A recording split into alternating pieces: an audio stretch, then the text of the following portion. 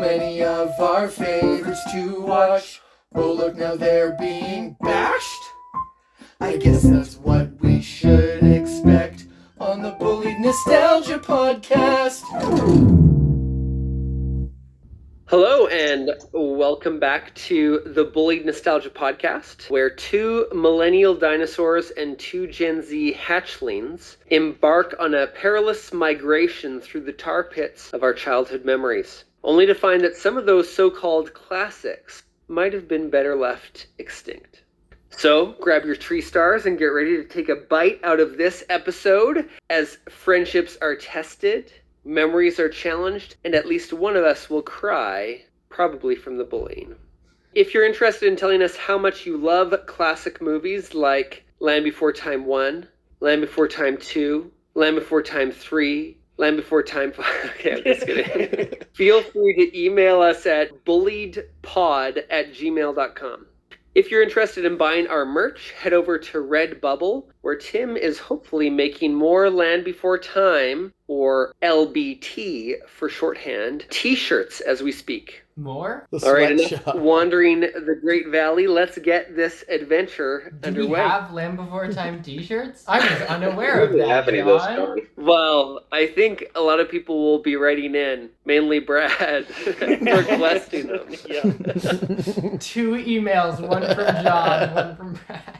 First off, let's cover our 5 main protagonists today.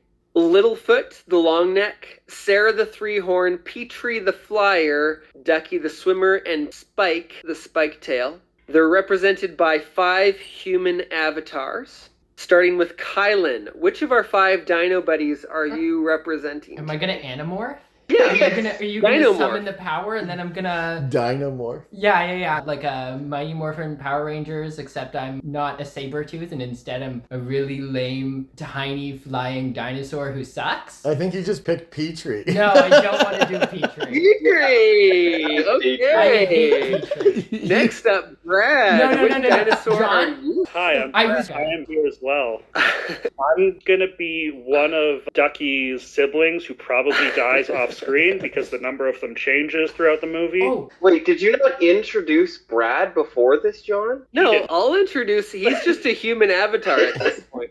Chance, who are you? I'll take Spike, I guess, because I don't want to be a part of this. But I'm forced to be here. All right, well, I don't want Sarah, so I'll be Littlefoot. And Tim, who are you? Can I be Grandma? If you haven't guessed it already, we're continuing in our annual tradition of an LBT episode. Over the years, we've covered movies number 2, The Great Valley Adventure, number 3, The Time of Great Giving, number 4, Journey Through the Mist. Kylan, can you give us a brief summary of these movies so far? Of the ones that have already happened? Yeah. So I guess I'll give a brief overview and then say the 3 things that have happened in these movies. Land Before Time, the series, follows 5 dinosaurs, renamed, who are all children and continually get into trouble by doing things that they should not do. And it all works out in the end every single time.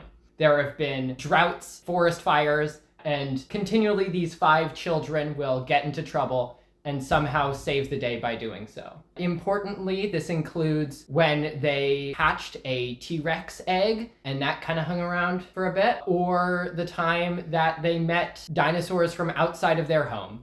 I'd say that's pretty fair. The movies follow a pretty similar template. Yeah. But all you lucky little duckies out there get to tune into today's episode, covering 1997's direct-to-VHS Land Before Time 5, The Mysterious Island. But before we unpack The Mysterious Island, we gotta talk a bit about our mysterious guest. Yes, from a mysterious island. We actually had to pay for Brad's flights off of the island. Yeah, I was told we were having friends for dinner, so I hopped on my log and floated over. A little bit of a cannibalism joke. Classic on our podcast. We've dropped Brad's name before on a previous LBT episode because he's actually the one who introduced me to the LBT Wiki fandom page. Brad, how does it feel being here today? I am honored to be on your first good episode of your podcast. Whoa! This is going to be when you guys completely shift the premise of the show to be exclusively about Land Before Time. Oh my goodness. So you heard it here first, folks. Nothing but clear skies ahead. Oh it's only man, gonna get better. Brad, you need to come on more often. This is good. You joke about this, but in all honesty, if that's what would happen with the podcast, it would disassemble because my father owns the ability to uphold this. Well, there is some demographic Chances your child does, and I'm gonna get You're gonna make him side with you? yeah. There Gonna is a get their foot demographic of imprinted our on show some that kind would of probably like form. Yeah, I mean, we're going through all the hand-me-down stuff for our son. It's like at least 70% of the clothes have dinosaurs on them. So, Brad, how was it that you originally came across Land Before Time? It was by being a child that existed in the 90s. The dinosaur craze was everywhere because of Jurassic Park. So naturally, I went from being really fascinated by animals and stuff, like a lot of kids are, to dinosaurs and then consuming dinosaur media. So I assume parents were like, he likes dinosaurs. There's a kid movie about dinosaurs. Here you go. Trying to think when I dropped off, but it was definitely at the double digits, which is a crazy thing to say out loud. Brad, were you saying your age was double digits or the movie was number double was digits? double digits? Because one of those is I will not slightly be worse than the other. confirming or denying these allegations. My lawyer has advised me not to reveal how late into my life I still watch these. John I watched feel until like- 13, so I mean, you really Not 13 years old, 13 the movie. You're in good company. It's a safe place, Brad.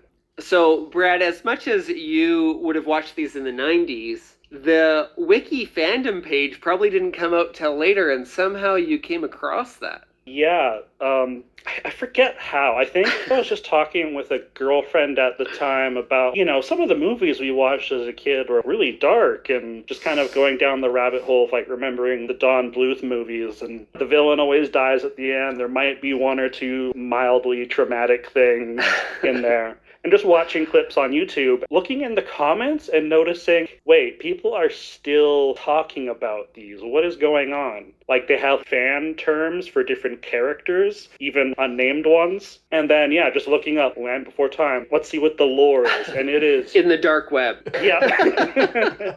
Actually, just today, I discovered there is not one, but two different fandom wikis. Oh my goodness. Mm-hmm. John wrote both of them. I'm starting to think that Brad wrote the second one. This first one is not up to snuff. I mean, that's how fandom works. Anybody can edit them, so it's not out of the question. Kai, do you have something you want to tell us about Land Before Time fandom pages? No, it's fandom. It's a website. Okay, Chance, can you give us a plot summary of LBT5, the movie we all just watched? Oh boy, can I give a good summary is the question. This movie is very aimless. Essentially, there's no food in the Great Valley, so everyone has to look for food. Why is there no food? Are you going to make me delegate every single Well, this is an important specific? plot point, Chance. I think I got this. Due to the rising prices of inflation, groceries have become way too expensive, so all the residents could not afford tree stars anymore, so they had This to is a migrate. very topical episode. Yeah. And we have me give the summary and Brad fill in all the gritty details like this. That'd be awesome. Yeah, so the different herds decide they're going to split up to all look for food. The kids, however, not wanting to be split up, decide to run away and look for food themselves. Doing so, they get stranded on an island after the land bridge they use breaks away, and then the rest of the movie is them trying to return home, wherein they meet their old friend Chomper. Whoa, Shark. what? And then shenanigans ensue. And Ducky siblings die off screen. Yeah. John, are you excited about the Chomper return because it helps you fulfill your Chomper x Littlefoot shipping desires? Oh, yeah. For those who've forgotten, we previously read some fandom comments about people shipping different dinosaur relationships in the movies. Yeah, that's actually something on the wiki, is they reference fanfics as if may as well be part of the official lore. canon, yeah. It's very weird that people do this, right? For toddlers? No, completely normal. They're shipping the toddler dinosaurs with each other. For those who don't know, to ship someone is to try and make a romantic relationship exist between two fictional characters that isn't actually in existence. Are there LBT ships that are more popular than others, Brad? Just from my brief scanning and not admin ownership of the site, I've noticed Petrie and Ducky is a pretty common one. For size as reasons. is, yeah. Yeah, Well, yeah, and people- there's also Littlefoot and Sarah, which is a little weird. There's like kind of like a push and pull. Oh, we hate each other. Actually, we Will like they, each won't other. they? Well, enemies to lovers is a big thing, so. Exactly. One that I want to throw in there is Elsie and Grandpa Longneck. Oh my goodness. She was so hot for Grandpa. Like, I've never seen an amphibious creature so thirsty before. Wait. So Whoa, I forget. that creature's Littlefoot's not amphibious. Grandma gets sick later, right? Is that a later movie? How do we know it wasn't Elsie who poisoned her? No spoilers. No spoilers. Okay. Speaking of Grandma, last movie we watched, the voice actress sounded like she was on death's door. And this time around, it's much younger. How do people feel about that? Wait, it's a different voice actor in this one? Oh, yes. Lots of new voice actors. Littlefoot has a new Yeah. voice actor. This movie only did one. Sarah has been the longest standing one. The same voice actress did all of them up until this point. This is the first time Andy McPhee did Sarah's voice, and it's, I would say, noticeably different than Candace Hutchison. Annie McPhee, too. That's right, Nanny McPhee.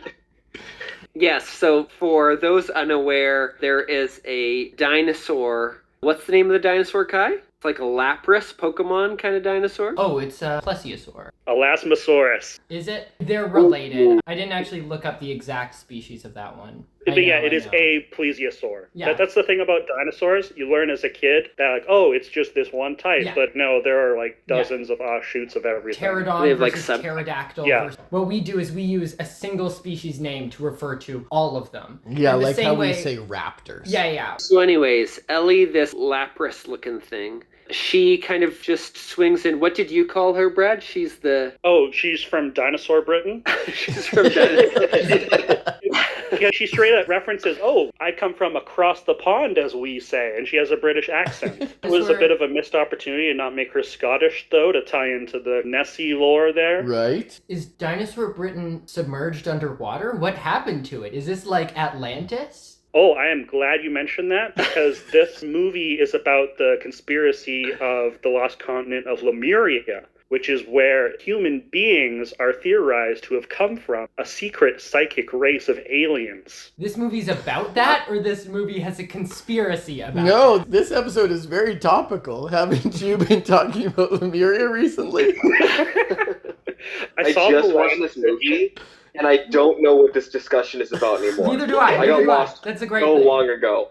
So Elsie just shows up out of nowhere. She's not foreshadowed, and she just saves them all from the island at the end of the movie. And she has the hots for Littlefoot's grandpa, which makes me uncomfortable because Grandma's still in the picture. That's For now. Well, actually, the voice actress just died. Do you think that might have something to do with it?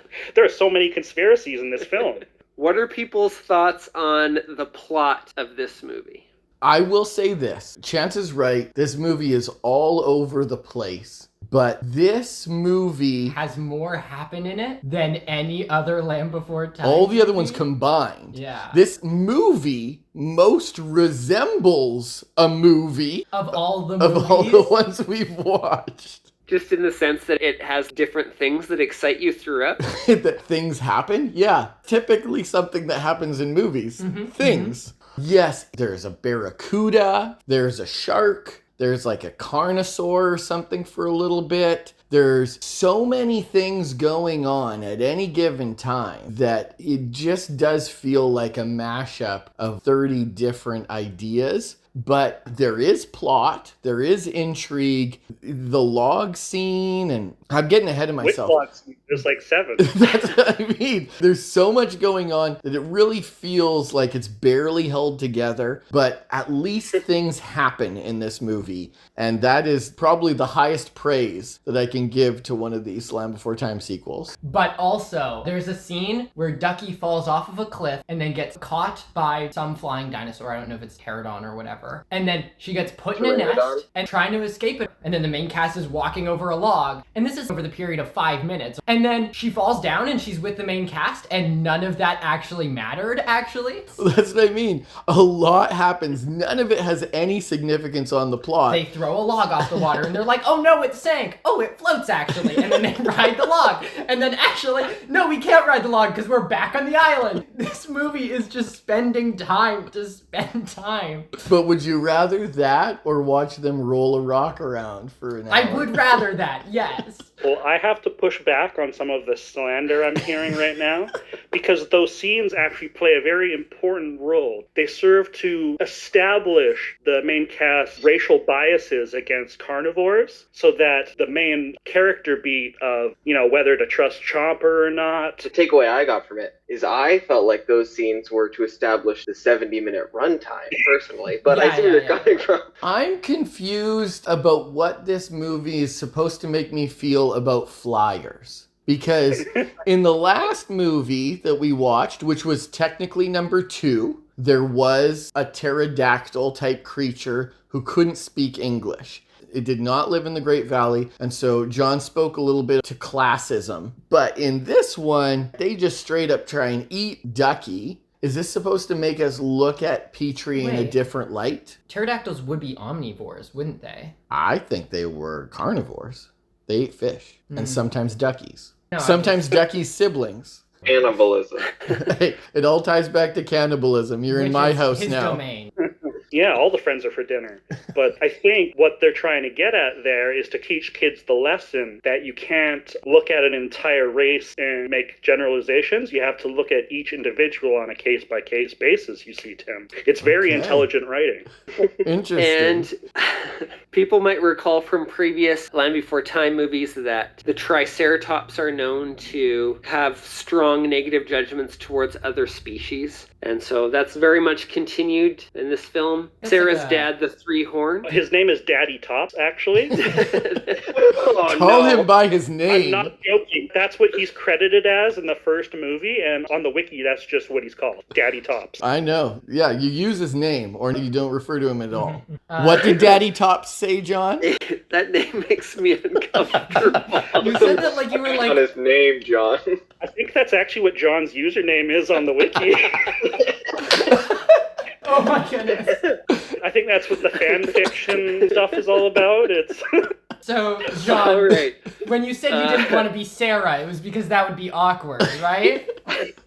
So anyways, this character talks about Say not my wanting to name. agree with long necks. Everyone knows duckbills are stupid. But interesting, at one point he has this insight and he says, well, I have to find someone to blame, don't I? And I was like, insightful. again, that is the intelligent writing on display. This movie No. is a masterpiece, and you are all too blind to see it. I think that's toddler behavior, actually. I think that's what a toddler I'm does. sorry that I was too distracted by Daddy Tops to know what he was talking about. Sarah does learn a lesson about racism or discrimination by the end of the movie, like she does at the end of every movie. But as Brad cleverly said, he said, she'll forget by next movie.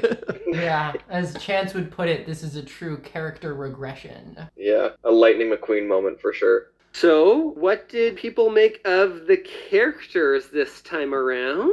It's not our first time hanging out with them, but was there anything about them that stood out this time? Yeah, so while me and Dad were watching it, we were trying to figure out who the worst character was, and it's a close match. I think somehow Petrie's at the bottom of the list. He's pretty awful. Unbearable. Yeah, one would say. Yeah. So is being kind of annoying worse than racism now? Yes. That's my takeaway. I think the person who was on our best list was Spike because he doesn't say anything. No, That's he hard says to be yes, worse than nothing. subtitles. He says Ducky once. He doesn't even get subtitles. The T-Rexes do, but Spike doesn't. It's because so. Spike doesn't even try to talk. It has to be intelligible for you to get subtitles. Yeah. I forget if this was addressed on the previous ones, but did you guys go over, is Spike just like that, or are they trying to imply all stegosaurs are like that because of the small brain myth? Oh, we haven't talked about this. So Okay. topical I think again, that's what Brad. we're getting. I thought that myth was about all dinosaurs, though, not just Stegosaurus. Yeah, but in particular, it's a common dinosaur fact. Like, did you know Stegosaur's brain was the size of a walnut? At one point, they thought, well, surely it needs to have a second brain somewhere because there was evidence of a weird organ in its butt. But, of course, there are no butt brains.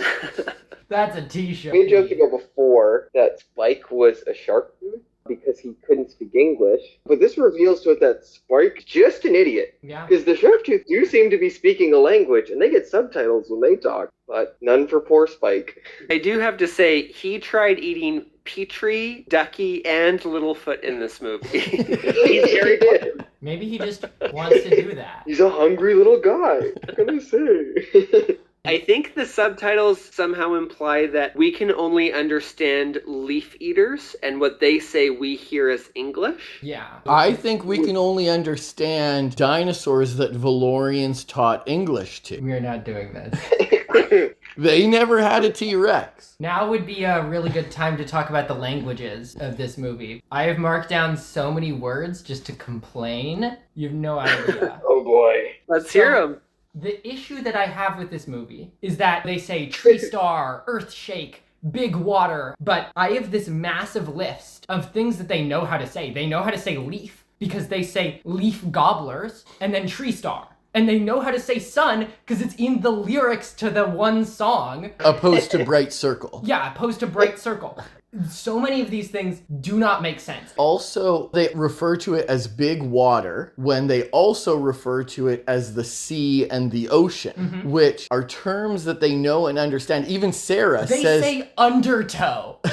They say undertow. These toddlers know what undertow is. I'm very glad you mentioned that word because as a child, I thought that was a much more literal term. So that in, I think, grade 1, they asked some sort of question in the class, like, hey, do you know where these fish live? And I said, the undertow? And she looked at me like, no. Oh, you thought it was like under a toe? Yeah, I don't know. As a kid, you just latch onto like a random Sure. word and you're so excited to show people that you know I what got it really is, lucky and you one don't actually time know it. in a science class. A teacher asked about what happens if you put a bunch of magnets together. And I had seen a Spider-Man episode where Dr. Octopus made a dynamo. And I was like, bam, I got this. Sorry you got set up for failure on that. Yeah. I just found it really funny when Sarah complained that they were going to be medium rare. And I'm like, I don't think you guys know what fire is. No, yeah. They mentioned soup and chicken pot pies. And like, I don't know how that comes to be. Yeah, I guess they'd have to have chickens, not just pot pies. No, yeah, they know about too, cuisine but- because they say vegetable, They also which They is a also culinary mentioned term. Spike a la mode, which implies France. They say a la mode? of Dinosaur Europe. That Elsie. Dinosaur Europe.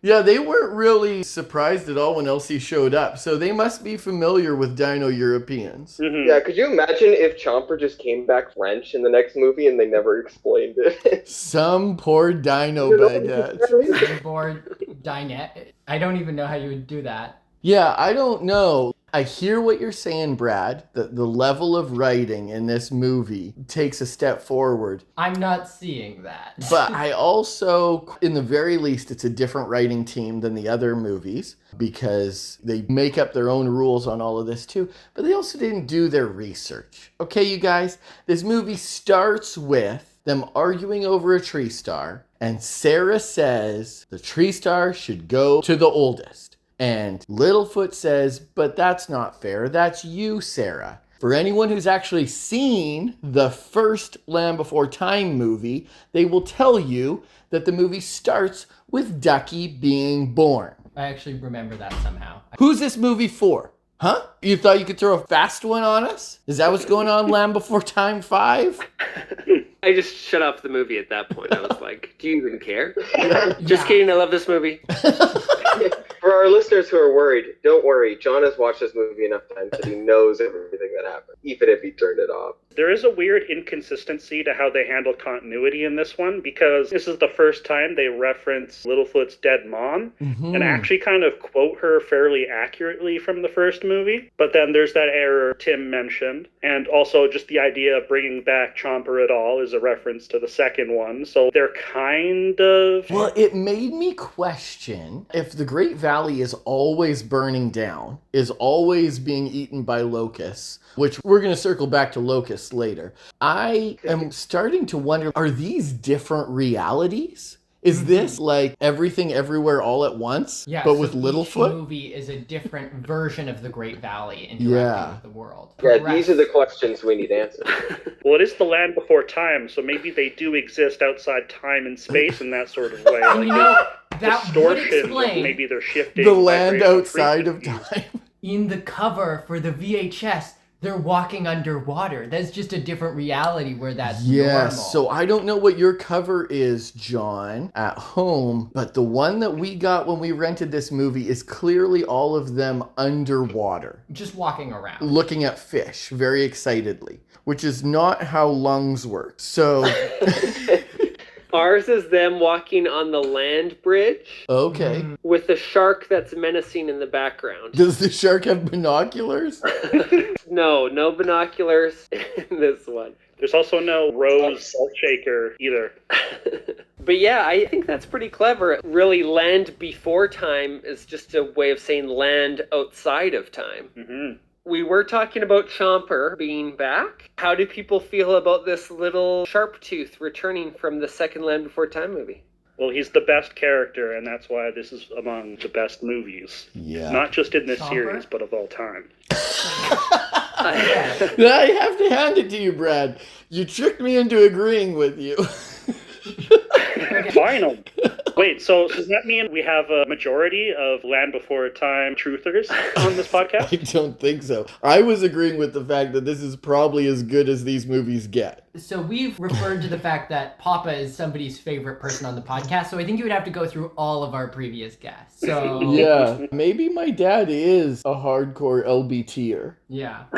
Anyways, back on topic about Chomper and why this movie's bad. Chomper knows full English, quote unquote, whatever the dinosaurs speak. He fully Valerian. He fully speaks Valorian, even though Petrie doesn't speak Valorian well, and Spike doesn't speak it at all. Chomper, after meeting them for one day when he was 0 years old, knows all of their language. I Pretty think smart. that isn't a plot hole, but rather ties into the fact that they are on the island of Lemuria, which I again want to remind you is where humans came from with their psychic abilities, and they used that to teach the dinosaurs Valorian. So I do have to apologize, Brad. I realize that we're speaking a lot to stuff that is from the Dino Riders episode that has not come out yet. In it, a species of advanced humans have psychic abilities that they can speak to dinosaurs, and they're Valorians. So that's what that reference is there. But you've tied it well into your lore canon, so I'm impressed.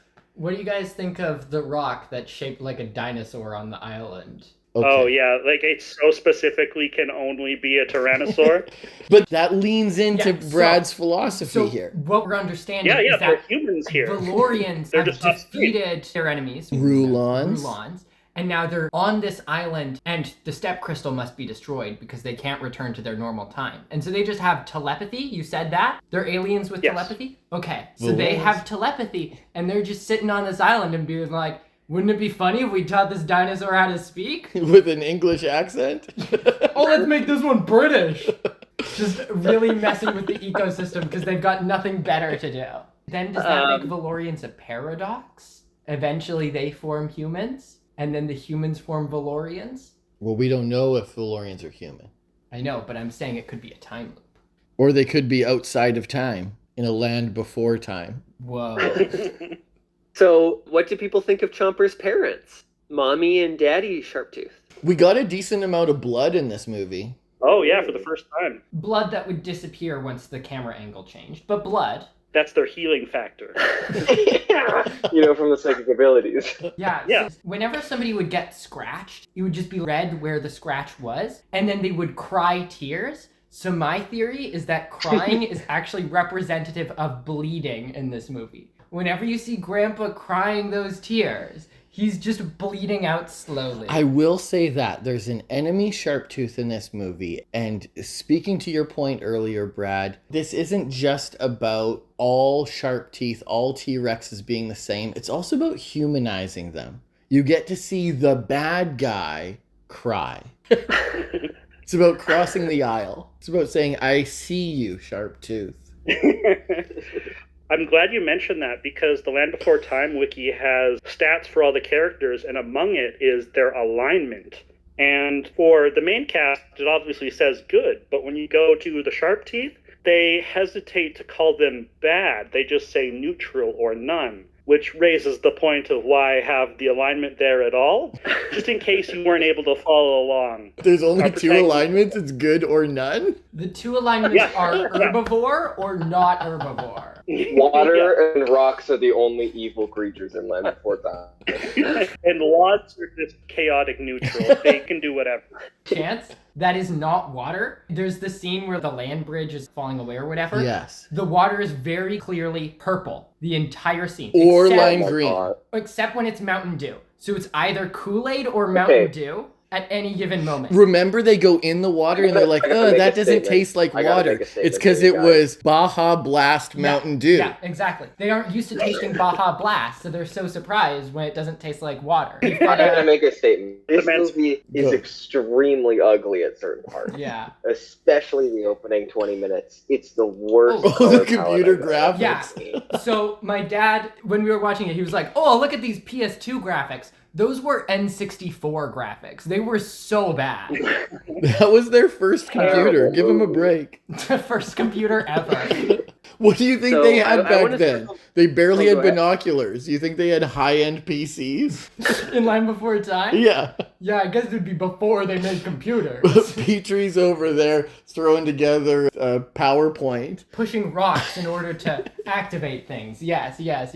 So circling back to the wiki fandom page, I was looking at what it had to say about these neutral sharp teeth, Chomper's parents. And this is just kind of like a sneak peek of what kind of things are on the fandom page. It says, this film, like the second movie, leaves open the possibility that Chomper's parents are nocturnal hunters. They were not present at night at their nest when Littlefoot and his friends took the egg in the second movie. Later in the fifth movie, his parents tell him to come to dinner despite it being an hour at most after dawn, which wouldn't make sense if they were diurnal, but would make sense if they were nocturnal hunters. That's just to let you know that people are paying some pretty close attention. Yeah, people care about the inconsistencies in this movie. Well, with facts like that, I don't know what we're doing here. There's no way we're bringing anything new to the table. People are paying so much attention to this movie that we cannot bring any new info.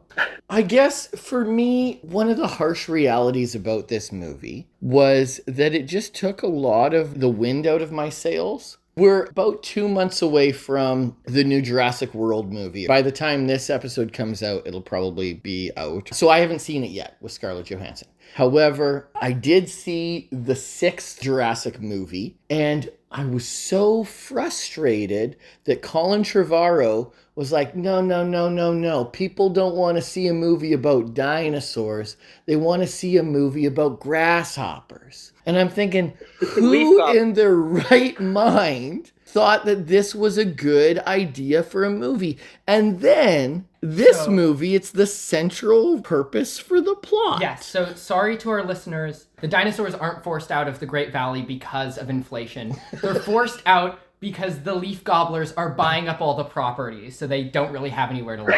They're gobbling it up.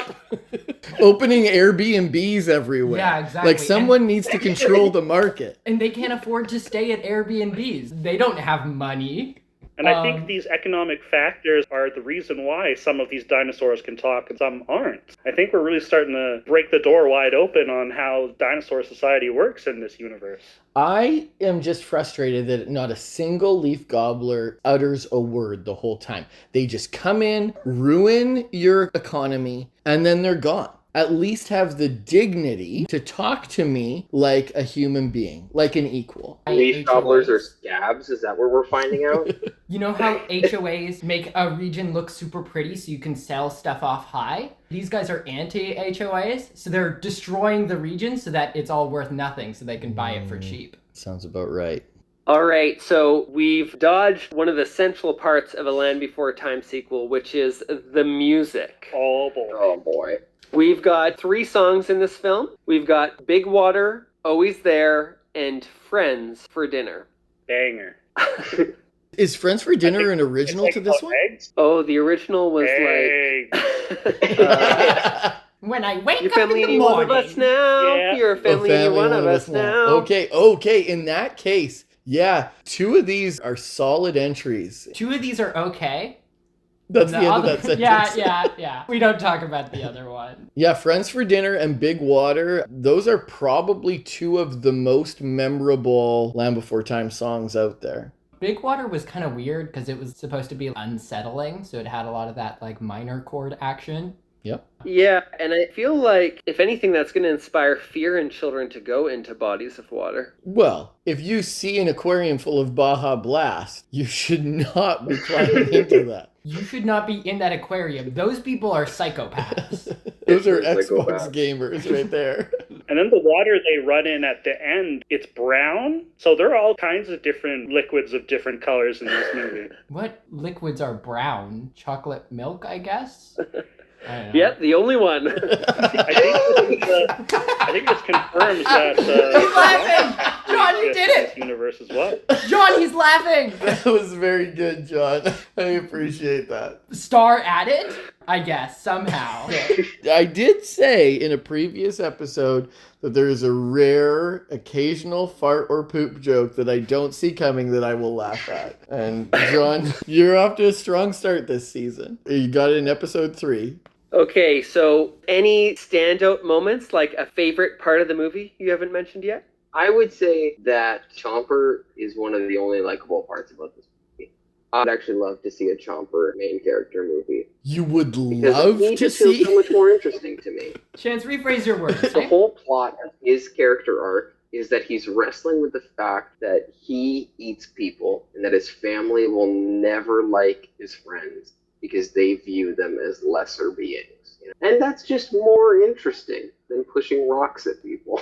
Yeah. If only there was a fan community dedicated to writing extra stories telling these characters that you could pour over for hours and hours. Touche, Brad. Touche. I can just imagine Emma being like, Chance, You need to go to you bed. don't even spend time with our son anymore. I don't understand. Meanwhile, Chance is just pouring over Chomper lore. So, Chance, of the main cast, who is Chomper most likely to date? I refuse to answer that. Okay, cool. I will acknowledge what Chance is saying here. As much as none of these movies hold a candle to the original Don Bluth actual movie, they have inadvertently created a very aesthetically appealing character who is more interesting and compelling than the main cast. And largely, they probably should have just shifted and slowly integrated Chomper into everything and made him the primary character. It's actually interesting you mention that because there's 14 main movies, but there was actually a TV series afterwards, and Chomper is just part of the main cast throughout that. Oh, yeah, and there's some bird creature with them too, right? Mm-hmm. John, let's wrap it up. Let's go to close. Oh, way, man. I've got a couple more things to go. We're getting there. I mean, Me John, too. you got a couple I hope things? you guys are buckled in, because if this episode is 2 or 3 hours long, that's because Tim edited it down from the actual 7 hours of this. Yeah, you wouldn't know what we've had to go through so far. Does anyone see themselves taking away any applicable life lessons from the No. movies? I'll read selections from the back of the movie case. It says that this is a story of courage and generosity, Generosity? as well as celebrating. It's the opposite of that. They are so greedy. I was like, haven't you guys heard of the time of great giving? It also says celebrating the gift of lasting friendship, a bond greater than time, separation, and differences. Yeah, that's because these movies take place outside of our conventional understanding of time. Yeah. I did want to create space for any lingering trivia, things that people wanted to point out about Oh, yeah, I've got Brad so much. rubs his hands together. So ton I that's mentioned positive. earlier that there's 2 Land Before Time wikis. The second one I discovered has a notable change in tone to it. I discovered a page called Flyer Bellies, and I clicked on it, and there were dozens upon dozens of close-up screenshots of the various stomachs of the Pteranodon characters, and I'm just going to leave it at that. What? I don't know what to make of that. What does that mean? I don't like that. I think these were edited by the Daddy Tops user. Oh. John's like, no, mine look way different than that. No, I only care about the swimmers. I did discover that there is a Land Before Time YouTube channel that was started in 2017. There is 1.24 million subscribers to this YouTube channel with 1,376 videos and a total of 968,813,398 views. 1,000 videos? Yeah, because they've got clips from the movies and then the different episodes from the TV show. A lot of them are spent on Flyer Bellies.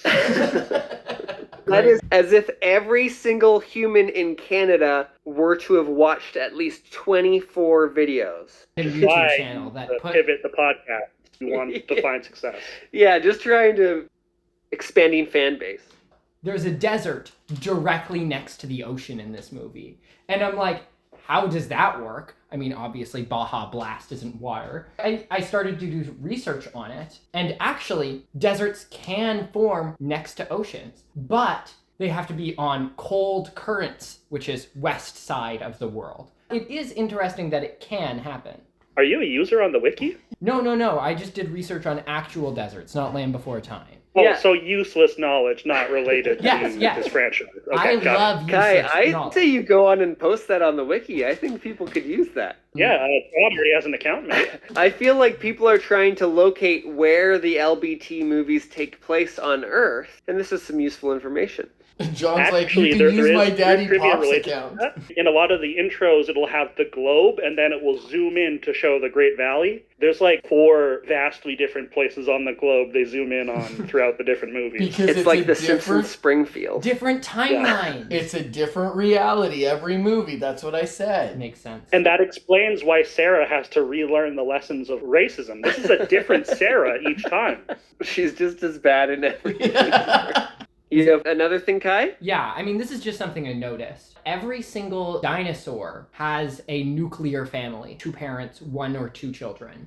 The only 2 exceptions I can think of are Ducky and the one pterodon. Daddy Tops is a single father. That leads to another fan theory, actually. In the first movie, you see Sarah's mom, and Sarah has ate her. siblings, too. But by the end of the movie, the siblings are gone, implying that they died, and the mother is missing from future movies, but it's not given the gravitas of, like, a death or anything, which makes people think that maybe they divorced.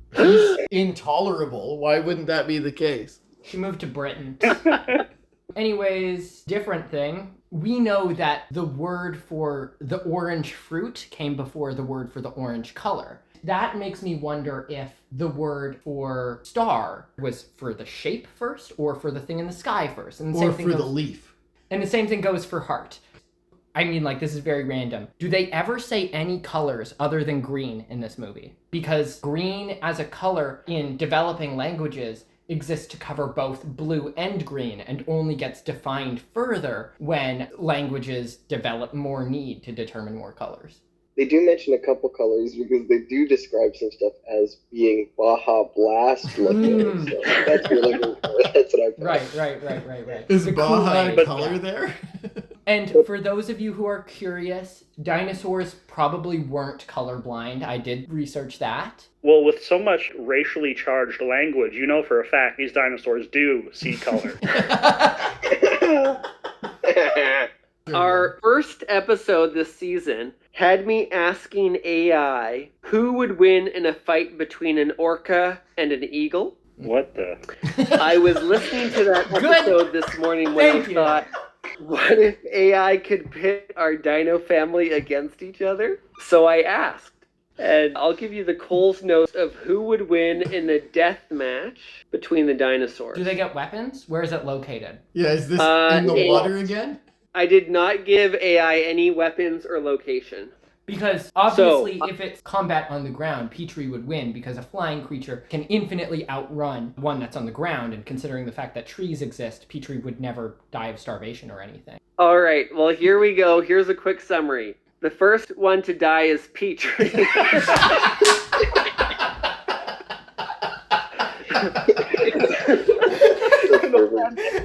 So here's the explanation. Fatal move. Flying too low while panic screeching.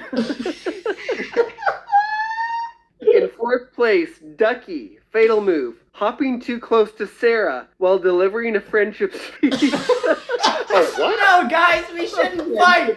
Boom. Okay. In third place, Littlefoot. Holding back when Sarah charges. Sarah's just murdering people, and these people are like, no, let's not fight. And Sarah's just killing them? In second place is Sarah. Her fatal move is charging Spike head-on, not realizing he has tail spikes and no mercy.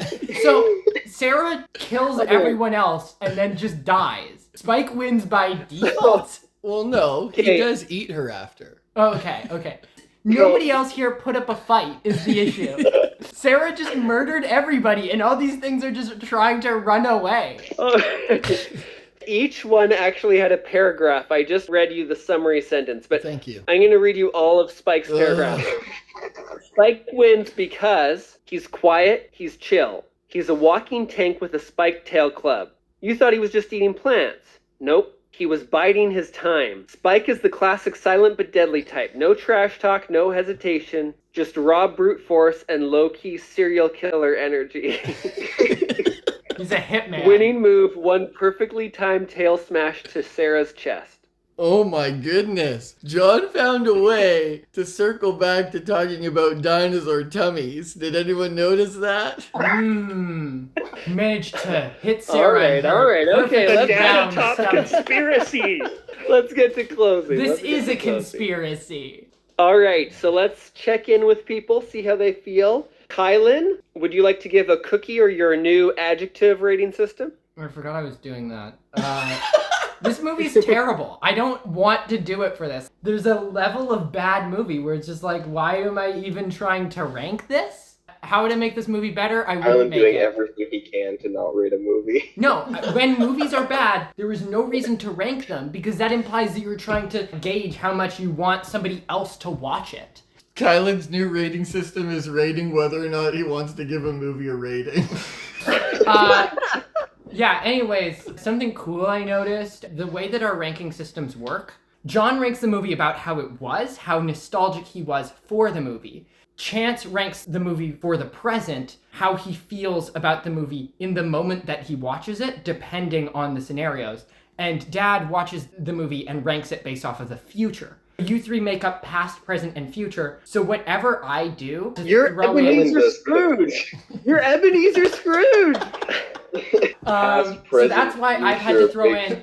That's why I have... dimensions of movie.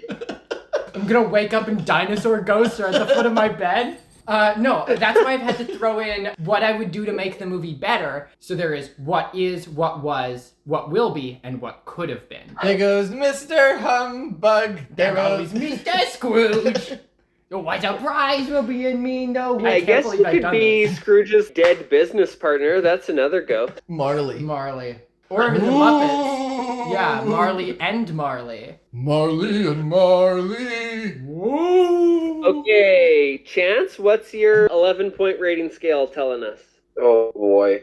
It's the era of ones, and this is no different. So is this a +1 or a -1? This is a +1. Chopper's in it, and he talks now, and he is actually kind of likable. Hey, Chance.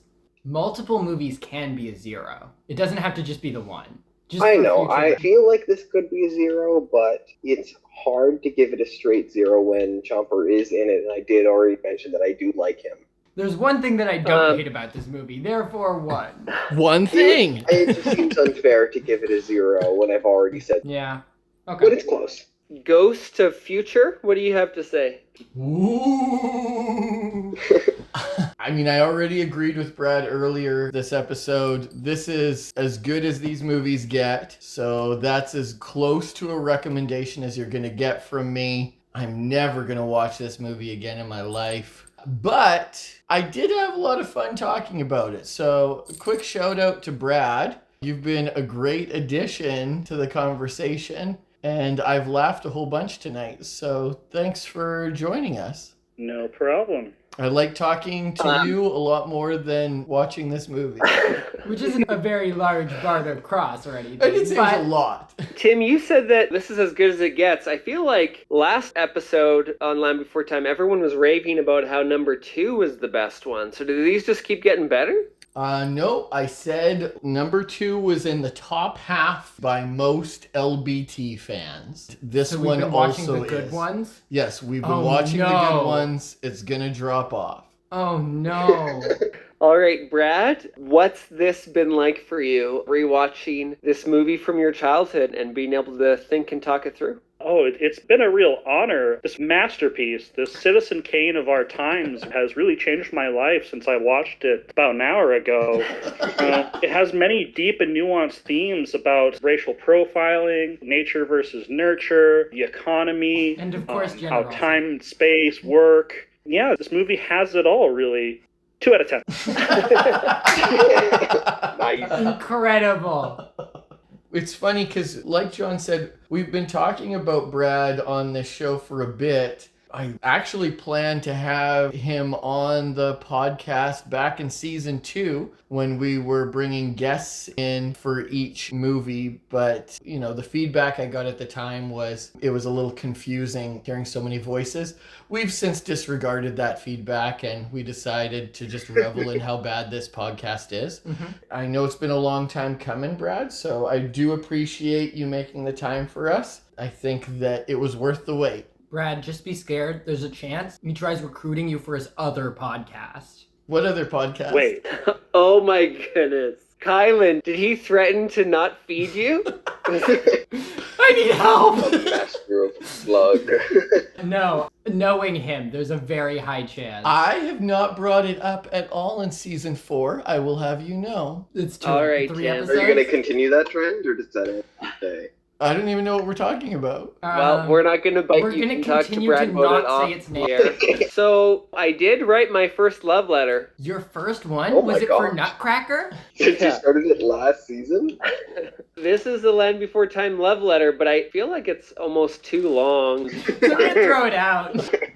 I'll just read it fast. Here we go. Dear Land Before Time 5, it's been a minute. When I was 5 years old, a little blue sharp-tooth named Chomper came into my world, but it was short-lived. He had to go live with his mommy and daddy. 3 years later, on Christmas morning, my mommy and daddy brought me the most unexpected gift. Chomper was back, in a big way, on a mysterious island. I remember very big water, and Chomper being so big and grown up that he could have friends for dinner.